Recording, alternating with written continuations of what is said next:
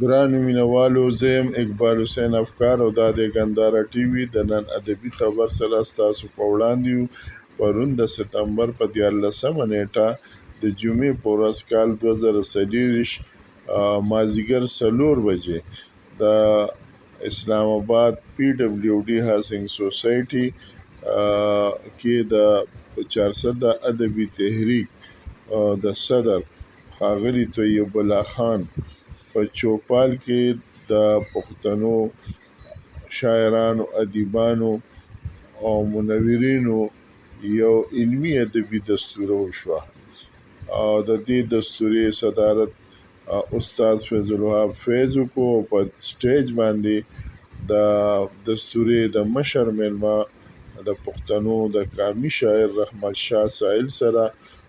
ډاکټر انیب خلیل، ډاکټر علي کومیل قزلباش، ښاغلی اقبال کوثر، ښاغلی فضل سبحان عابد هم ناست وو. د دې دستورې نظامت ښاغلي طیب الله خان او ښاغلي سلیمان کامل وکړو. په دې دستوره کې ښاغلي رازق فهیم، پروفیسر ګوهر نوید، ابوذر باچا،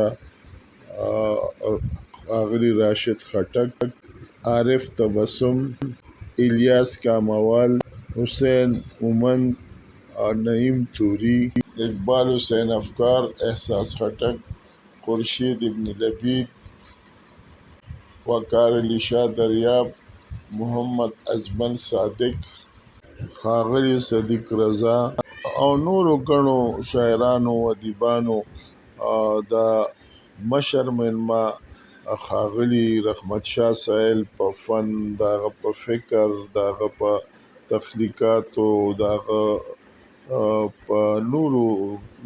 تحقیقي او نثري لیکونو په زړه پورې خبرې وشوې.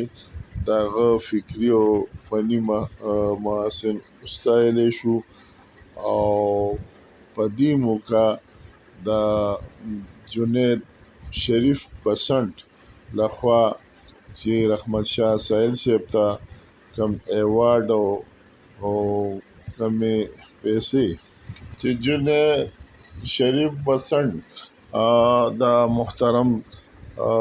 استاد او د پښتنو قومي شاعر رحمت شاه سایل صاحب دپاره اعلان کړی وې،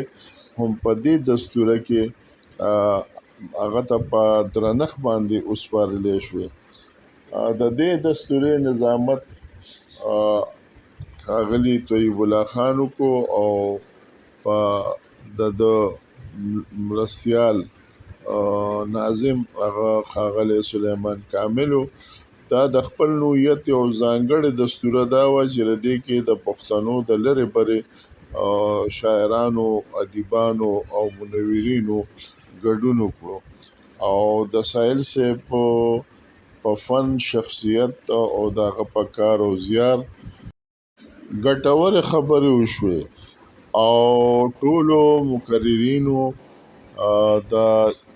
جنید شریف بسنټ دا هڅه وستایله او ښاغلي طیب الله خان ته یې خراج وړاندې کړو چې هغه د دې ایوارډ په حواله دا دستوره را جوړه کړه او په دې کې دغه نماینده شاعرانو د یو چت لاندې کېنول. نو دا مینوالو له خپل نوعیت دا یو ډېره ځانګړې او تاریخي دستوره وه. یقینا چې د پښتنو په راتلونکي کې به د دې دستورې اثرات هغه خامخا وي او دا به د خپل نوعیت شیرینو یو یاده دستوره په تاریخ کې تل پاتې وي. ډېره مننه.